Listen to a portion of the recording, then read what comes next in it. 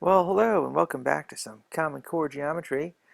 Today we're going to use a little Geogebra, that we have that up already, to do some Module 4. We'll start out with Lesson 7 over on page 76 of the Teacher's Guide. And let's look at example 1. It says, given points U and V, write an equation for the line. Alright, so we're just going to go ahead and do that. An easy way to do that is to have the algebra window up and the graphics window up at the same time. So I got coordinates. I'm going to go down to my input box at the bottom. It tells me point U, so I'm going to say U equals, I'll put it in my parentheses, and that looks like -4, -1, 4, comma, -1, close paren, hit, and it should plot point U for me. It did. And I will also put point V there. I'll say V equals, and we were going to put that at 7, 1.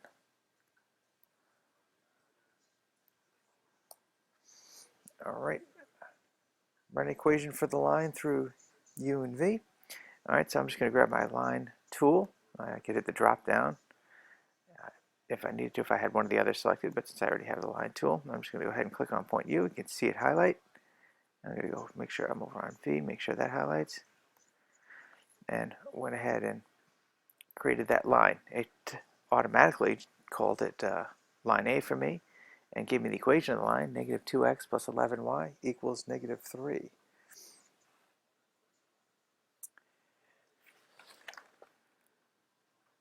It wants a line perpendicular to UV passing through point U. That's easy enough to do with the tool. I'll just go over here to these perpendicular line tools. Right here it's already selected for me. So I'll go ahead and click on that. I should just have to pick a line. So I'll pick the UV line and the point U. And here's my line B that it just created for me. Question B, write an equation of the line through V passing through UV. So we'll do the same thing again. So the perpendicular line tool selected. I'll use this line, this point, and there is that line. -11x minus 2y equals 79. I could, of course, rearrange these equations, solve for y, or I could use some measurement tools if we're looking for some kind of relationship for the slopes of these, all these lines. So maybe I'll turn on some measurement. Slope is a choice, so I'm going to go ahead and click on that. I should just be able to click on my line. Gives me the slope of that one.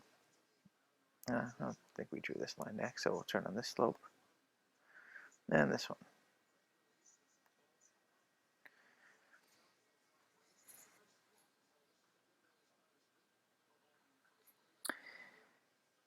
And if I wanted to, I could grab the selector tool, and I should be able to move some of these around and kind of look at the relationships.